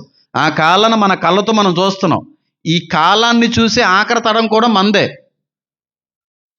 హేమన్ బాబు గారు అలాగే అంటారండి, ఇంకా టైం పడతలేండి, ఇంకా టైం పడతలేండి అని చెప్పి బయట వాళ్ళు ఎవరన్నా మాట్లాడారు అనుకోండి, దానికి ఒక అర్థం ఉంది. నా సంఘం, నా ఫాలోవర్స్ మాత్రం అలా ఎప్పుడు అనుకోకండి. చాలా చాలా చాలా దగ్గరగా ఉన్నాం. పెద్ద ఆధారం ఏదన్నా కావాలంటే జకర్యా 12:2-3 మీకు సరిపోద్ది. యెరూషలేము జనులందరికీ బరువైన రాయిగా ఆ దినమందు మారిపోద్ది. ఈ రోజున ఇజ్రాయెల్ని తిట్టుకొని దేశం అంటే ఇది కూడా లేదు. కాబట్టి ఆ దినము ఈ దినమే. చెప్పండి, ఇంకా టైం పడుతుంటారు రాకడికి? మరి ఎంతమంది రక్షణ పొందుకున్నారు? ఎంతమంది ఇంకనో మారు మనసు అనేటువంటి అనుభవంలోకి వెళ్ళారు? ఆలోచన చేయండి. రక్షణార్థమైనటువంటి మారు మనసులోకి ఇంకనో కూడా ఎవరైనా వెళ్ళకపోతే వాళ్ళు విడవబడతారు. విడవబడి 7 సంవత్సరాల్లో వాళ్ళు స్వార్థికులుగా వాడబడతారు. కానీ ఆ శ్రమను అనుభవించాలి. ఆ చిరచ్ఛేదనం అనేటువంటిది చేయబడాలి. నీ తలలు తీయడం అనేటువంటిది జరుగుతుంది. భయంకరమైన ఆకలి దప్పికలు అనేటువంటివి ఎదురవుతాయి. చాలా హింసలు అనుభవించాలి. పరుగులు పెట్టాలి. మన భార్యలు ఒకవేళ ఆ సమయంలో కానీ గర్భవతులైతే ఆ గర్భం పట్టుకొని పరుగులు పెట్టాలి. ఒకవేళ మన భార్యలు తల్లులైతే పాలిచ్చు తల్లులకు శ్రమ, పాలు ఇవ్వడానికి సమయం ఉండదు. అక్కడ పరుగులు పెట్టడమే జీవితం. పరుగులు పెట్టడమే జీవితం. ఒకవేళ ర్యాప్చర్లో కానీ పిండాలు చిన్నపిల్లలందరూ కూడా ఎత్తబడిపోయారు అనుకోండి, ఆ పాలు సమయానికి కానీ తల్లి పిల్లలకి కానీ ఇవ్వకపోతే ఆ బాధ నరకం ఎలాగుంటుందో అలా ఉంటుందంట. కొంతమంది తల్లి చెప్తే నేను విన్నాను. ఆ ఎప్పటికప్పుడు ఆ ఉత్పత్తి అయ్యేటువంటి ఆ పాలు ఇచ్చేస్తూ ఉండాలి, బయటికి ఫ్లో అవుతూ ఉండాలి. ఇప్పుడు ర్యాప్చర్ సమయంలో జరిగింది అనుకోండి, లోపల ఉన్న పిండాలు ఎత్తబడతాయి, చిన్న చిన్న పిల్లలందరూ ఎత్తబడతారు. ఆ పాలు ఏమవుతాయి? తల్లులు కదా, బాధ కదా. ఇది చాలా ఉందండి. అదేదో మనం మాట్లాడుకుంటూ వెళ్ళి ఆపేసి ఇంతే నిజం అనుకుంటే కాదు. ఒక్క పదం ఎన్నో అద్భుతమైనటువంటి విషయాలతో లింక్ అయ్యి ఉంటుంది.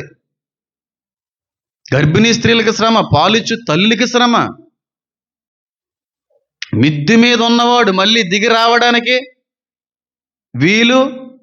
అదంతా ఒకసారి నేను ఈ రాకడ సూచనలో వీటన్నిటినీ కూడా నేను విశ్లేషిస్తాను కాబట్టి ఇంకా బాగా అర్థం అవడానికి అవకాశం దేవుడు ఇస్తాడు. కాబట్టి రాకడ 4వ సూచన ఏంటంటే దేశం మీదకి దేశం, రాజ్యం మీదకి రాజ్యం. దానికంటే ముందుగా యుద్ధములను గురించి, యుద్ధాలకి సంబంధించిన న్యూస్ కూడా మీరు వింటారనే కాలమే ఈ కాలం.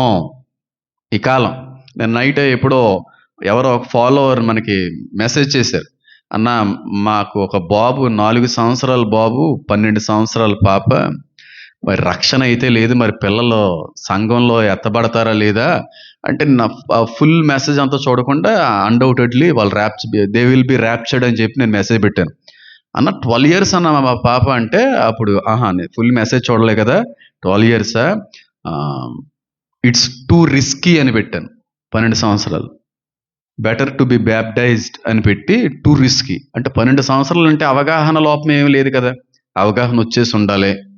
శారీర సంబంధమైనటువంటి ఆలోచనలు అవన్నీ మొదలైపోతే ఏజ్ అది, ఆ టైం ఖచ్చితంగా ఉండాలి. నేను అంటూ ఉంటాను చాలామందికి, 8-9 yearsకి ఒక వ్యక్తికి యేసయ్య నిజమైన దేవుడు అనే నమ్మకం వస్తే సరిపోదు. కానీ చిన్నపిల్లలందరూ ఎత్తబడతారు. ర్యాప్చర్ టైంలో అందరూ ఎత్తబడిపోతారు, మిస్ అయిపోతారు మొత్తం అందరూ. అది హిందువుల పిల్లల, ముస్లింల పిల్లల, అప్పుడే యాంటీ క్రైస్ట్కి మంచి అవకాశం వస్తుంది. ఓన్లీ క్రిస్టియన్స్ ఒక్కలే మాయమేరు అనుకోండి, ఆడి ప్లాన్ వర్కౌట్ అవ్వదు. కాబట్టి చాలా చాలా కొంతమంది రహస్య క్రైస్తవులు ఉంటారు. రహస్య క్రైస్తవులు అది హిందూస్లో కావచ్చు, ఇస్లాంలో కావచ్చు, మంచం మీద పడిపోయి ఇంట్లో నుంచి బయటికి రాలేక, ఇంట్లోకి చెప్పలేక, దేవుడు అంటే అపరిమితమైన ప్రేమ యేసయ్య అంటే, కానీ బాప్తిసం తీసుకునే అవకాశం ఉండదు, పైగా ఇంట్లో వాళ్ళు ఇచ్చే అవకాశం ఉండదు, బెడ్ మించి లేసే అవకాశం ఉండదు. ఒకవేళ సంఘం ఎత్తబడే సమయంలో ఆ మతస్థులు కూడా మాయమైపోయారు అనుకోండి, అప్పుడు అపవాది ఏలియన్స్ అనే దానికి కరెక్ట్గా అక్కడ సెట్ అయిపోద్ది. చాలా చాలా పెద్ద పెద్ద డిల్యూషన్ అండి, పెద్ద మోసపూరితమైనటువంటి ఒక కార్యాన్ని జరిగిస్తాడు యాంటీ క్రైస్ట్ అనేటువంటి వ్యక్తి. చాలా మంది మాయమైపోతారు. నేను నిన్న ఒక చోటకి వెళ్ళాను, అదే కారు ప్రాబ్లం అయింది కదా, తీసుకుని వస్తున్న సమయంలో నేను ఒక ఒక ఫుడ్ కార్నర్కి వెళ్ళి ఏదో తినడానికి ఇంటికి తీసుకెళ్ళడానికి వెళ్ళినప్పుడు ఒక ఆయన కనబడ్డాడు. ఆయన వాళ్ళ యొక్క కుమార్తె పేరు చెప్పను, ఇంచుమించుగా మీ అందరికీ ఆ పేరు తెలిసే ఉంటుంది. మొత్తం ఈ ఊరంతా కొనేయగలరు వాళ్ళు, ఈ ఊరంతా కొనేయగలరు, అంత పెద్ద ఆస్తిపరులు. బొడు భాస్కర్ రామారావు గారి యొక్క అతి సమీప బంధువులు, పేరు చెప్పను. నేను ఆయన చూశాను, ఎందుకంటే నాకు చిన్నతనంలో ఆయన పరిచయం. నాకు చిన్నతనంలో అంటే కుక్కలు ఎన్ని పెంచేవాడిని కదా, మంచి మంచి రాట్ వెల్లర్. ఆయన దగ్గర ఉన్నటువంటి రాట్ వెల్లర్ అనేటువంటి కుక్క జాతి బహుశా ఆ రోజుల్లో రెండు రాష్ట్రాల్లో ఎవరి దగ్గర ఉండేది కదా, ఒక మినిస్టర్ హైదరాబాద్ నుంచి వచ్చి ఈ కుక్కను చూసి వెళ్ళడానికి ఇష్టపడ్డాడు. అలాంటి రాట్ వెల్లర్ వాళ్ళ మామయ్య గారు ఇస్తే ఆయన ఆ విధంగా నాకు పరిచయం. ఆ బ్లడ్ లైన్ నుంచే నాకు ఆయన ఒక కుక్క పిల్లని కూడా ఇచ్చారు. ఇక్కడ ఉండేది, గుర్తుందో లేదో, కోడిని వేస్తే కోడి అంత తినేసేది, చచ్చిపోయింది, పారిపోవచ్చు. ఆయన చాలా రోజులు చాలా మంచి వ్యక్తి, మంచి సహవాసం కలిగి ఉన్నటువంటి వ్యక్తి. ఆయన చూశాను. నేను చూసిన తర్వాత ఆయన అక్కడ కూర్చున్న తర్వాత సార్ బాగున్నారంటే వెంటనే లేచిపోయి, హేమంత్ ఎలా ఉన్నావు, బాగున్నావా, చాలా పెద్దోడు అయిపోయావు, నేను నీ ఇంటర్వ్యూస్ అన్నీ చూస్తున్నాను, నీ వాక్యాలన్నీ కూడా వింటున్నాను, మా అత్తయ్య గారు కూడా దేవుని నమ్ముకున్నారు, ఒకసారి నువ్వు ఇంటికి రావాలి. అంటే మీరు హిందూస్ కదా, హిందూసే, అన్యులే, కానీ బయటకు కనబడకుండా క్రీస్తుకు దగ్గరైన వాళ్ళు చాలా మంది ఉన్నారు. ఒళ్ళు జలదరిచ్చేస్తుంది ఈ మాట చెప్పడానికి. చాలా మంది క్రైస్తవ్యాన్ని అంగీకరించకుండా వాళ్ళ మతాచారాల్లో కొనసాగుతూ క్రీస్తుని అపరిమితంగా ప్రేమించి క్రీస్తుని గురించిన బోధలు వినేటువంటి వాళ్ళు చాలా మతాల్లో ఉన్నారు. నేను ఆనందించాను. చాలా చాలా సూపర్ మాట్లాడిన ప్రతిదీ చూస్తున్నాను నేను. నువ్వు ఇంటికి రావాలి ఒకసారి, ఎప్పుడు వస్తావు చెప్పండి, వస్తాను సార్, తప్పకుండా వస్తాను అని చెప్పి థ్యాంక్స్ చెప్పేసి కలిసి వెళ్ళిపోయాను. అప్పుడు నాకు అర్థమైంది, అంటే బయట అన్యులు కూడా క్రీస్తుని ఫాలో అవుతున్నారు, అటు బయటికి చెప్పుకోలేకపోతున్నారు అంతే. చెప్పుకుంటే ఫ్యామిలీ యాక్సెప్ట్ చేయదు, బంధువులు ఒప్పుకోరు, రహస్యంగా లోపలే క్రీస్తుని ప్రేమించే వాళ్ళు కూడా ఉన్నారన్నమాట. కానీ వాక్యం సెలవిస్తూ ఉంది, బహిరంగంగా ఒప్పుకొని సమాజం ఎదుట బాప్తీసం పొందుకున్న వ్యక్తుల యొక్క ప్రత్యేక ధన్యతలు వేరేగా ఉంటాయి. నిజంగానమ్మా, నేను కాదంటారా? కాదా? మత ప్రస్తావన, కుల ప్రస్తావన వస్తుంది కాబట్టి మీరు ఏం అనుకోకండి. నేను కులాలకి అతీతుని, మీ అందరికీ తెలిసిందే. కుల ప్రస్తావన, కుల పిచ్చి, దానికి చిరాకు. మా తాత కూడా దానికి చిరాకు.